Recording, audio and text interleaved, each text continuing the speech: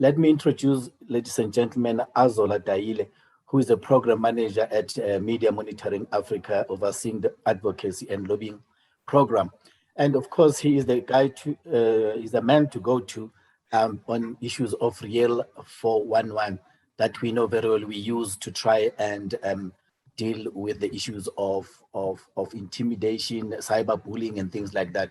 But he is the Real 411 reviewer, as well as a coordinator for the Digital Offenses Spotters Network. So, Azola, please share with us your experiences. All right, thank you very much, Mr. Hopewell. And as Hopewell has said, my name is Azola Dayile. I am with Media Monitoring Africa, responsible for advocacy, lobbying, and litigation. So today my task is not that big. I will be speaking on the innovative and creative ways in which we at Media Monitoring Africa have been sort of monitoring and combating digital offenses online, as well as the part in which you guys can play in this kind of work that we're doing. So if you just give me a few seconds to share my screen, and then I'll start on with it. Thank you.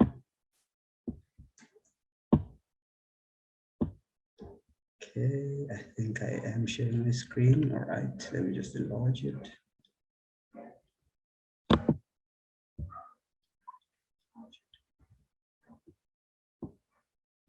Okay, I can't see the screen myself. Where can I find it?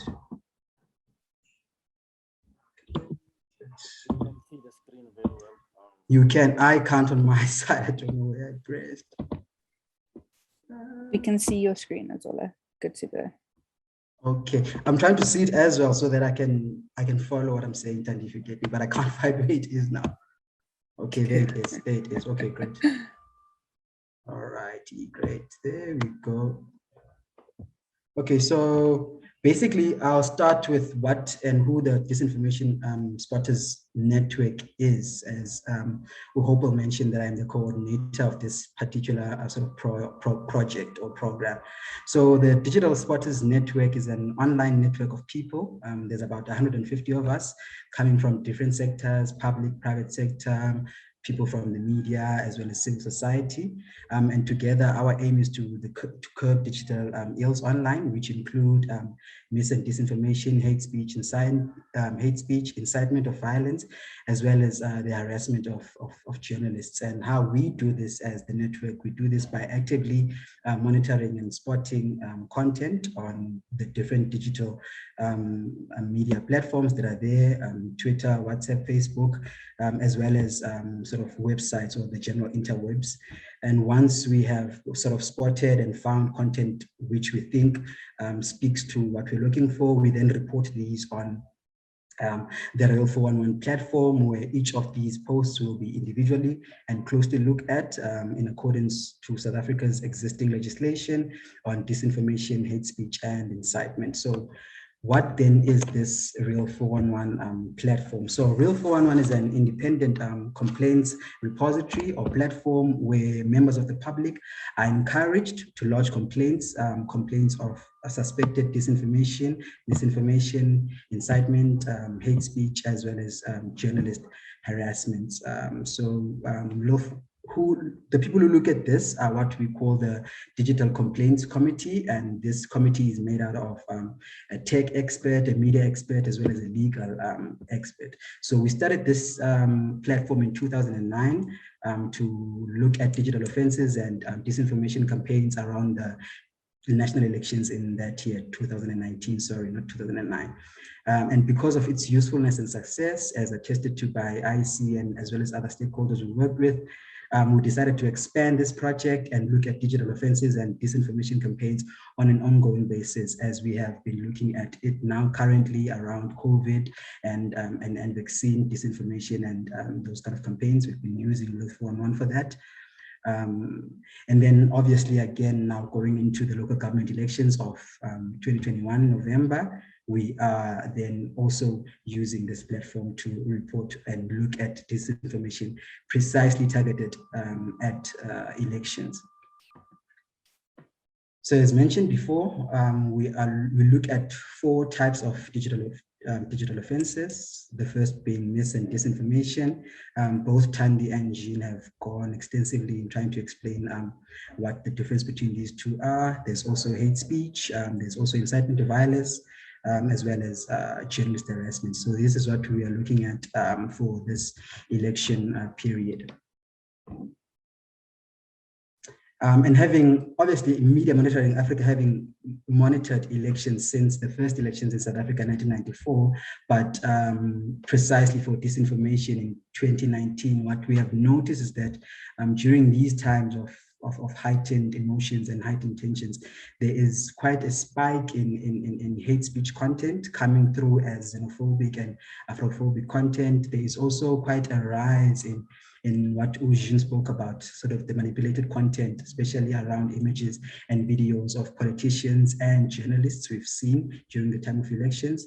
And this is what we call deep fakes. They are quite prevalent during times of elections, as well as targeted journalist harassments. There are quite many examples around this. We also remember one political party that was read was embroiled in a scandal where they had attacked a journalist. So as such, we will be on high alert as the Spotters Network to look out for these and many other kinds of manipulative ways that disinformation peddlers will be using for these elections to undermine the elections, to undermine democracy and its processes. But I wanted to, for this particular session, to zoom in on what is journalist harassments, because as I understand, journalists might not be, they'd be doing their job of pushing out fact-checked and credible information, which is half of the job of combating misinformation. And they will not necessarily be people who will be spotting out and reporting on Wolf 1-1. But on this particular one, I wanted to speak on it. So when we say journalist harassment, what we mean is that it's behavior that is persistent, that is demeaning, that is humiliating, or creates a hostile environment for the journalist. So in this instance, what we do as spotters, we want to then encourage and assist journalists to themselves report this on Real 411 rather than the spotters reporting it, because they'll be able to clearly put out exactly what it is or that made them feel uncomfortable and such.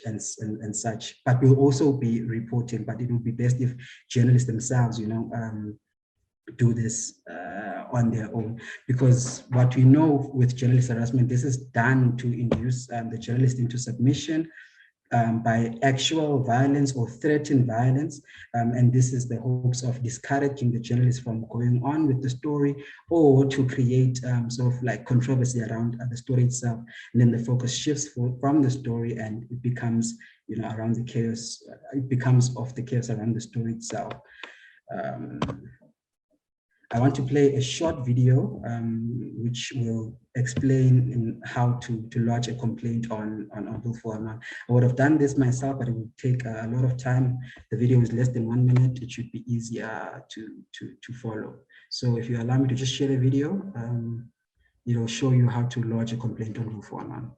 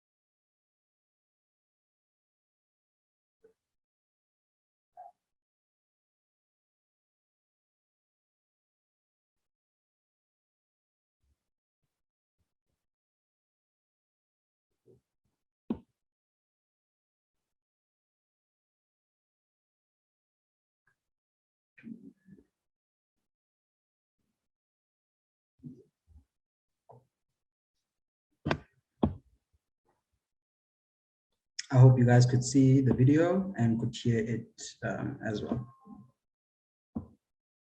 And then to end it off,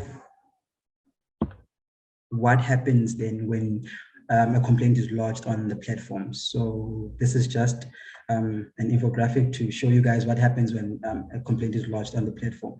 So the first step is that you submit the complaint on the Ruth One platform. The platform is also available for download on your cell phone, regardless of the operating system you're using, to make it easier for you guys to submit complaints. And then after the complaint has been submitted, there is an assessment done by experts. I mentioned that there is a tech, there is a legal, and there is a media expert that looks at these sort of suspected disinformation or hate speech or incitement complaints. And then there is a legal review, and then a decision is made whether this does constitute hate speech, it does constitute a harassment or incitement, or it does not. And then following that, the particular actions that we take, we issue out a takedown notice, and then notify authorities, particularly if it has to do with something like harassment, which is in fact a criminal offense. And we also issue out disinformation, or rather fake news alerts.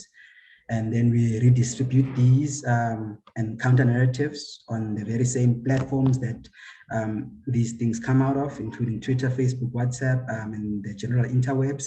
And as the spotters, we amplify this by then retweeting the Rolf 11 or MMA account that redistributed the counter narrative, so that it can get amplified on the platforms. So that is what happens to a complaint once it is lodged on the system. And I will end it there. If people have questions, I'll be glad to answer them at the end. Thank you very much, Mr. Hopewell. Thank you so much, Azola. We really appreciate that.